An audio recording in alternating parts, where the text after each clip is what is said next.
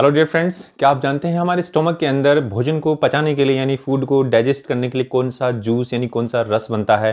तो हम उसको जनरली हम गैस्ट्रिक जूस बोलते हैं, है ना। और वो जूस क्या चीज़ें खाएंगे, क्या कम खाएंगे, क्या ज़्यादा खाएंगे, उससे वो बनने वाला है, ये भी हम नहीं जानते हैं। और कई बार क्या है, हम कुछ चीज़ें ऐसी खा लेते हैं जिसकी वजह से हमारे जो स्टोमक में है यानी हमारे आमाशय के अंदर है बहुत सारी प्रॉब्लम्स होती हैं और हम बोलते हैं हमें गैस्ट्रिक हो गया है, एसिडिटी हो गई है। तो ये एसिडिटी क्या है यानी एसिड क्या है, क्या हमारे वास्तव में हमारे स्टोमक के अंदर एसिड होता है? तो आइए ऐसी चीज़ों को जानने के लिए हैं मैं आज लेकर आया हूं आपके पास में, यानी ये पाचन तंत्र का जो पार्ट 4 है जिसके अंदर हम पढ़ेंगे आमाशय के बारे में पढ़ेंगे और कुछ अन्य चीज़ों के बारे में पढ़ने वाले हैं हम यहाँ पर। तो फ्रेंड्स, ये काफ़ी इंपॉर्टेंट क्लास होने वाली है, यहाँ से जनरल साइंस के काफ़ी इंपॉर्टेंट फैक्ट्स बनेंगे।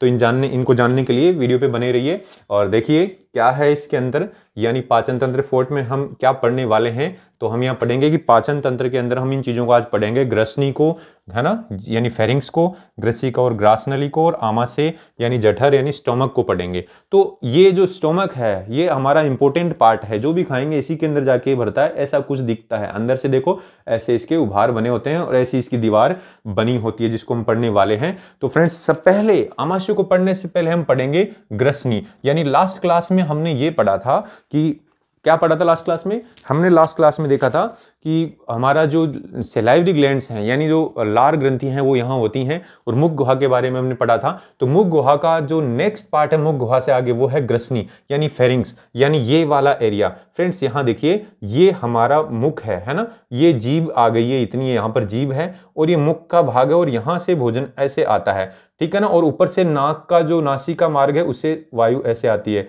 तो इस तरीके से इस भाग के अंदर दोनों चीजें आ गई हैं, ठीक है ना। तो ये भाग मूल रूप से क्या हो गया, इसी भाग को हम बोल रहे हैं ग्रसनी। क्या बोल रहे हैं इसको? ग्रसनी यानी फेरिंग्स, ठीक है ना। अब यहां पर हम इस ग्रसनी को अगर बात करें तो ऊपर नासिका मार्ग खुल रहा है तो उसको हम नेजोफेरिंग्स बोल देंगे। ग्रसनी को इंग्लिश में फेरिंग्स बोल रहे हैं तो इसको तो बोल देंगे नेजोफेरिंग्स। मुख की तरफ जो भाग है उसको बोल देंगे ओरोफेरिंग्स, और अगर नीचे श्वास नली की तरफ का जो भाग है उसको बोलेंगे लेरिंगोफेरिंग्स। यानी ये तो श्वास नली की तरफ का भाग हो गया लेरिंगोफेरिंग्स, ये नासिका मार्ग की तरफ का भाग हो गया यानी नेजोफेरिंग्स, ये मुख गुहा की तरफ का भाग हो गया यानी ओरोफेरिंग्स। तो इस तरीके से हम यहाँ ग्रसनी को हम बात कर सकते हैं, लेकिन हमारे जनरल साइंस के हिसाब से हमें ये ध्यान रखना है कि ग्रसनी क्या है। बोले वायु व भोजन के लिए आम रास्ता है, यानी common passage for food and water, यानी वायु ऊपर से आएगी, भोजन मुख से जाएगा और यहाँ पर ग्रसनी से दोनों गुजरेंगे। अब इस ग्रसनी की जो भित्ति है उसके अंदर कंकालीय मांसपेशियां होती हैं यानी स्केलेटल मसल्स होती है। तो बेटा ये जो स्केलेटल मसल्स होती हैं ये ऐच्छिक होती हैं, यानी अब हम कह सकते हैं हमारी ग्रसनी के अंदर कैसी मांसपेशियां हैं? ऐच्छिक मांसपेशियां हैं, यानी वॉल्यूंटरी मसल्स हैं। कैसी मसल्स हैं? वॉल्यूंटरी मसल्स, यानी हमारी इच्छा से काम करने वाली, यानी हम चाहें तो इनसे काम करवा सकते हैं। तो हम निगलते हैं ना खाने को इस तरीके से। तो देखो यहाँ की ग्रसनी की मांसपेशियां हमारी इच्छा से काम कर रही हैं, इसलिए आपके लिए इंपॉर्टेंट क्वेश्चन हो गया, ऐच्छिक मांसपेशियां होती है ग्रसनी में यानी कंकालीय मांसपेशियां होती हैं। तो ये अपने आप में काफी इंपॉर्टेंट फैक्ट है ग्रसनी के बारे में। फिर उसके बाद में बोलेंगे इस भाग के अंदर यानी ग्रसनी के अंदर लस्सी का गांठ है जिनको हम टॉन्सिल्स बोलते हैं, वो भी होती हैं। क्या होते हैं? टॉन्सिल्स भी होते हैं, ठीक है ना, जो हमें कह सकते हैं हमारी जीवाणु से सुरक्षा करते हैं। ठीक ऐसे ही ये ग्रसनी वाला भाग है, ये मध्य कर्ण यानी मिडल ईयर से जुड़ा रहता है, यानी ग्रसनी वाला भाग कान का जो मध्य भाग है उससे जुड़ा रहता है। और किससे जुड़ा रहता है? बोले यूस्टेकियन नलिका यानी यूस्टेकियन ट्यूब के थ्रू जुड़ा रहता है। तो जब हम कर्ण यानी ईयर को पढ़ेंगे तब इस यूस्टेकियन नलिका के बारे में हम पढ़ेंगे कि साहब ये ग्रसनी और मध्य कर्ण के बीच में है, यानी मिडल ईयर और फेरिंग्स के बीच में है ये यूस्टेकियन नलिका, और ये दोनों को जोड़ती है। क्यों जोड़ती है वहां हम पढ़ेंगे इसको। तो इस तरीके से ग्रसनी के अंदर ये चीजें हैं। अब बेटा देखो, ग्रसनी के बाद में हमारा जो भोजन है यानी ये ग्रसनी था, यानी ये यहां वाला जो ये एरिया है ये क्या है? ये ग्रसनी था। ग्रसनी के बाद में नेक्स्ट भाग है ग्रसिका यानी ग्रास नली यानी ईसोफेगस, यानी ये नली जैसी संरचना जो यहां ग्रसनी से लेके आमाशय के बीच में है, यानी दोनों को जोड़ने का काम करती है। ग्रसनी को आमाशय से जोड़ने का काम कर रही है, तो इसको बोल दिया ग्रसिका यानी ग्रास नली। और ये नली की जो लंबाई है वो कितनी होती है? बोले 25 सेंटीमीटर ये लंबी होती है, और इसका जो आरंभिक भाग है यानी शुरू वाला भाग यानी दिस पार्ट, इस पार्ट को हम नाम देंगे गुलेट। क्या नाम देंगे? गुलेट। तो हम बोलेंगे आरंभिक भाग को क्या कहेंगे बच्चों? बोले गुलेट कहेंगे। तो ये अपने आप में एक इंपॉर्टेंट क्वेश्चन हो सकता है, लंबाई वाला क्वेश्चन भी इंपॉर्टेंट है और गुलेट किसे बोलते हैं ये भी इंपॉर्टेंट है। इसके बाद में हम कहेंगे इसमें भोजन जो यहां आगे बढ़ेगा यानी भोजन ऐसे आगे बढ़ेगा, तो हम जब खाते हैं तो हम निवाला खाते हैं, चबाने के बाद में वो नीचे जाता है तो क्या यहां ग्रसनी से फिर सीधा आमाशय में धम से थोड़ा गिरता है, ऐसे थोड़ा गिरता है ना, ऐसे नहीं गिरता है, ऐसा नहीं गिरता है बेटा, ये क्रमांकुंचन गति के द्वारा यानी इसके अंदर एक गति होती है, उस गति के द्वारा आगे बढ़ता है। तो दोस्तों ये एक एग्जाम में बहुत ही इंपॉर्टेंट क्वेश्चन आया हुआ है, बहुत बार रिपीट हुआ है कि ग्रास नली यानी ग्रसिका के अंदर भोजन आगे किस गति द्वारा बढ़ता है? तो क्रमांकुंचन गति यानी पेरिस्टालसिस गति के द्वारा, पेरिस्टालसिस मोमेंट के द्वारा आगे बढ़ता है। यानी ये यहां से पहले सिकुड़ती है फिर आगे से सिकुड़ती जाती है और एक लहर के रूप में इसमें संकुचन होते हैं, ठीक है ना, उन्हीं को हम क्रमांकुंचन गति बोल रहे हैं। किसको बोल रहे हैं? बोले लहरदार जो संकुचन हो रहे हैं इसके अंदर यानी एक लहर के रूप में यानी वेवी कॉन्ट्रैक्शन हो रहे हैं, उनको हम क्या बोल रहे हैं?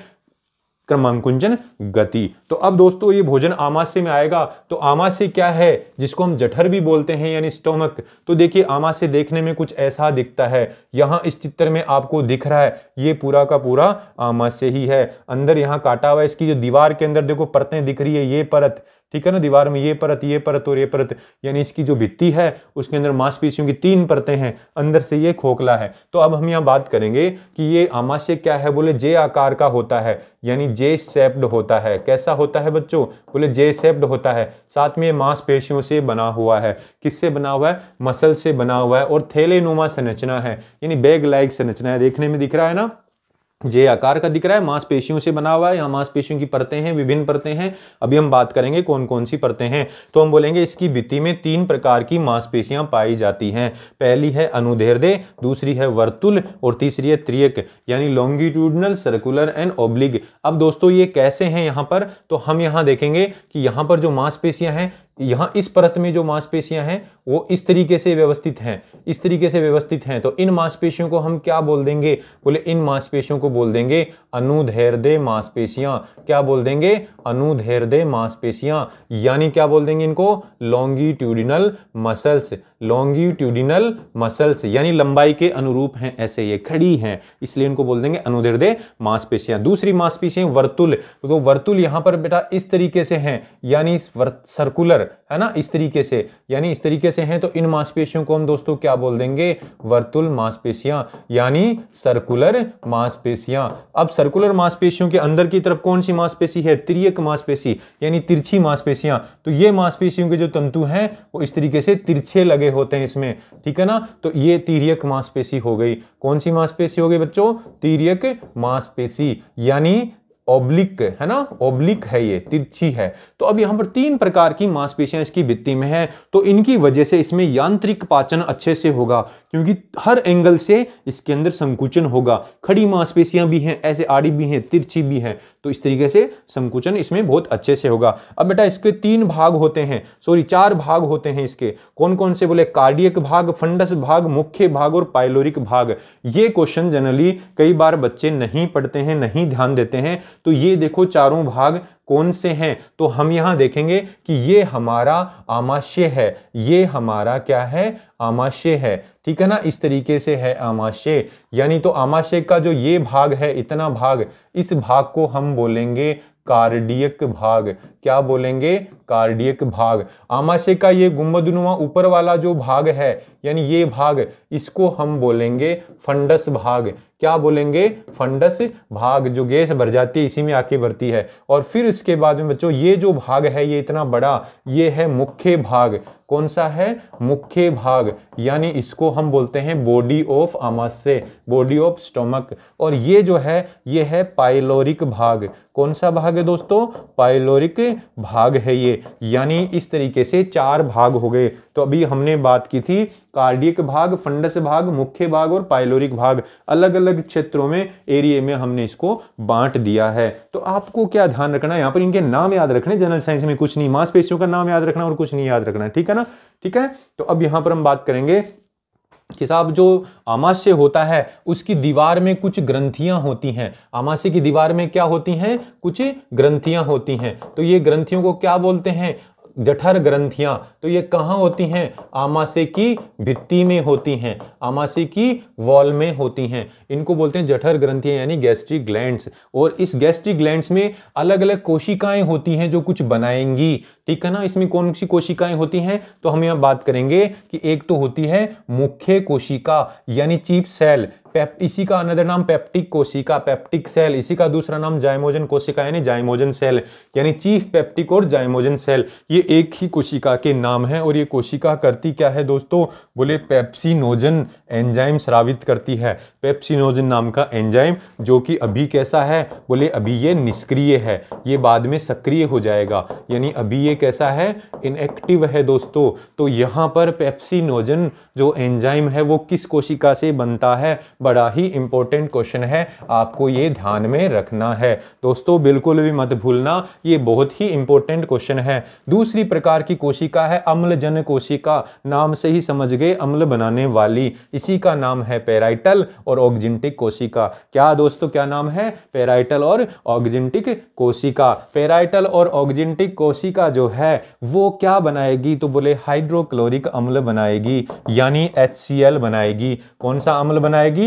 HCl। तो हमारे आमाशय में, हमारे स्टोमक में क्या होता है? HCl होता है, यानी तेजाब होता है, अम्ल होता है, जो हम हार्पिक में टॉयलेट क्लीनर के रूप में यूज करते हैं ना, उतना ही पावरफुल वाला अम्ल होता है, उतना ही पावर वाला अम्ल होता है। तो देखिए हमारे आमाशय के अंदर ये अम्ल है, इसका भी कोई काम है, अभी आगे पढ़ेंगे हम, ठीक है ना दोस्तों। अब यहां पर तीसरा जो आप कह सकते हैं इन ग्रंथियों में कोशिका है जिसको श्लेष्मा या कलश कोशिका बोलेंगे, यानी म्यूकस सेल या नेक सेल बोलेंगे। तो दोस्तों ये कोशिका क्या करती है? बोले नाम से ही पता चल रहा है, श्लेष्मा स्रावित करेगी, चिकना चिकना पदार्थ स्रावित करेगी। क्षारीय श्लेष्मा यानी एल्कलाइन म्यूकस ये स्रावित करेगी। तो दोस्तों यहाँ पर आपको ये इंपॉर्टेंट क्वेश्चन ध्यान रखना है, कौन सी कोशिका से अम्ल बनता है और कौन सी कोशिका से पेप्सिनोजन बनता है। काफी फेमस प्रश्न है। अब हम बात करेंगे ये जो जठर रस जो अभी बताया, बोले कि जठर ग्रंथियां हैं तो उनसे क्या बनता है? बोले जठर रस। तो जठर रस क्या है? What is the gastric juice? Gastric juice क्या है और जठर रस का के क्या कार्य हैं? Means functions of gastric juice. What are the function of gastric juice? यानी जठर रस क्या है? तो हम बोलेंगे जठर ग्रंथियों से स्रावित होने वाले रस को क्या बोल रहे हैं? जठर रस यानी गैस्ट्रिक जूस। और इस जठर रस के क्या कार्य हैं तो अब देखते हैं हम। तो हम पहले तो बात करेंगे, जठर रस एक प्रबल अम्लीय रस है, बहुत हाईली एसिडिक है, बहुत ही ज्यादा अम्लीय है। तो इसका पीएच दोस्तों बहुत बार पूछा गया है। तो बोले आमाशय के अंदर जो जठर रस बनता है उसका पीएच कितना है? 1.5 से 2.2 होता है। अब इस जठर रस में क्या क्या चीजें हैं, यानी जठर रस का संगठन क्या है, कंपोजिशन क्या है, तो हम यहां बात करेंगे। जठर रस में एक तो होता है पेप्सिनोजन, जो एक प्रोटीन को पचाने वाला एंजाइम है। क्या होता है? एक तो पेप्सिनोजन होता है। अब ये पेप्सिनोजन निष्क्रिय अवस्था में है, बाद में ये सक्रिय होगा। तो दोस्तों सक्रिय कैसे होगा? बोले पेप्सिनोजन जो होता है जठर रस में क्या होता है?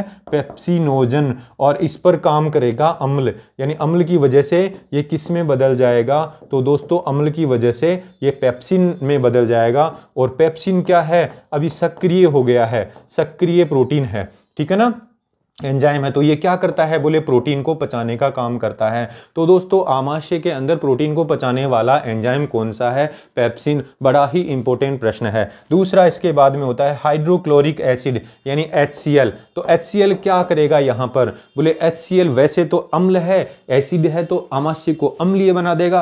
और अम्लीयता किस लिए आवश्यक है? तो बोले एक तो है पेप्सिनोजन को सक्रिय करने के लिए, यानी अम्ल जो है वो पेप्सिनोजन को सक्रिय बना देगा। दूसरा हमारे खाने के साथ में कोई जीवाणु चला जाए, बैक्टीरिया चला जाए, उसको भी मार देगा। तो भोजन में आए हुए जीवाणु को नष्ट करना और पेप्सिनोजन को सक्रिय करना, ये इसके दो काम हो गए दोस्तों। ऐसे ही जो श्लेष्मा है वो म्यूकस है, वो भी तो है इसके अंदर जठर रस में, वो क्या काम करती है? तो बोले दोस्तों ये जो म्यूकस है ये कुछ बहुत ही अच्छा काम करती है। और वो क्या काम करती है दोस्तों? तो हम यहां बात करेंगे, ये हमारा आमाशय है। ये क्या है? हमारा आमाशय का चित्र है ना। इस पे चित्र पे मत जाना, ज्यादा अच्छा नहीं बना है, लेकिन फिर हम कह सकते हैं कि ये जो हमारे आमाशय में इस एसिड की वजह से यानी HCl की वजह से ऐसे घाव हो सकते हैं, घाव हो सकते हैं ना। तो हमारा जो ये म्यूकस यानी जो श्लेष्मा क्या करता है, बोले आमाशय की भित्ति की अम्ल से ऐसे सुरक्षा करता है। अब अम्ल इस पे क्रिया नहीं कर पाएगा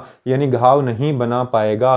तो हमारा जो श्लेष्मा क्या करता है, आमाशय भित्ति की अम्ल से सुरक्षा करता है, आमाशय भित्ति की अम्ल से, आमाशय भित्ति की HCl से सुरक्षा करता है। ठीक है ना। तो ये इस श्लेष्मा का कार्य हो गया, यानी तीनों चीजों का कोई न कोई काम जरूर है। पेप्सिनोजन प्रोटीन पचाता है, HCl अम्लीय माध्यम बनाता है, जीवाणु को नष्ट करता है, और श्लेष्मा क्या करती है, अम्ल से सुरक्षा करती है। ऐसे ही दोस्तों छोटे बच्चों और गाय के बछड़े में, यानी छोटे बच्चे यानी दूध पीते बच्चे जो दूध ही पीते हैं, जनरली 12 महीने तक के जो छोटे बच्चे हैं वो, और साथ में गाय का बछड़ा, तो गाय का बछड़ा भी शुरू में माँ का दूध ही पीता है, चारा नहीं खाता है। तो दोस्तों इन दोनों के आमाशय में यानी छोटे बच्चे और गाय के बछड़े के आमाशय में एक विशेष एंजाइम होता है और इसका नाम है रेनिन। क्या नाम है, रेनिन। और ये रेनिन क्या करता है, बोले दूध में उपस्थित केसीन प्रोटीन को पचाता है, यानी दूध में उपस्थित केसीन प्रोटीन का पाचन करता है। दोस्तों बड़ा ही इंपॉर्टेंट क्वेश्चन है, बहुत बार पूछा हुआ है। ठीक है ना। रेनिन क्या है, बोले दुग्ध प्रोटीन को पचाने वाला एंजाइम, यानी केसीन प्रोटीन। दूध में कौन सा प्रोटीन है, केसीन। तो ये भी प्रश्न है। तो इस तरीके से यहाँ ये प्रश्नों का खजाना है ये स्लाइड, इसके अंदर कई टाइप के प्रश्न बनते हैं। तो दोस्तों इस तरीके से हमने देखा, जठररस के बारे में देखा, जठररस के काम देखे, ठीक है ना। ऐसे आमाशय की संरचना को देखा, और ग्रसिका को देखा, ग्रासनली को देखा, ग्रसनी को देखा, और हम सारे चीज़ों को एक बार हमने पढ़ा। तो ये इंपॉर्टेंट क्लास थी, यहाँ बहुत सारे क्वेश्चन बनने वाले हैं। उम्मीद है क्लास पसंद आई होगी। तो दोस्तों जाने से पहले वीडियो को लाइक और शेयर कर देना, और जिसने अभी तक सब्सक्राइब नहीं किया सब्सक्राइब कर दें, और बेल आइकन को दबा दें ताकि आने वाले वीडियोज़ की नोटिफिकेशन आपको मिलते रहें। तो ऐसे ही हम डेली एक क्लास अपलोड करते रहेंगे, और आप पढ़ाई का आनंद लीजिए, मजा लीजिए, क्योंकि ऐसे पढ़ेंगे तो सिलेक्शन श्योर है, आपका कोई भी क्वेश्चन गलत नहीं होने वाला। स्पेशली रेलवे के अंदर जो RRB के अंदर जो ग्रुप डी का है, उसमें आप कह सकते हैं 30 मार्क्स का जो क्वेश्चन है वो आएंगे, तो 30 में से 30 आप ला सकते हैं ऐसे ही पढ़ेंगे तो। ठीक है दोस्तों, मिलते हैं नेक्स्ट क्लास में। Thank you.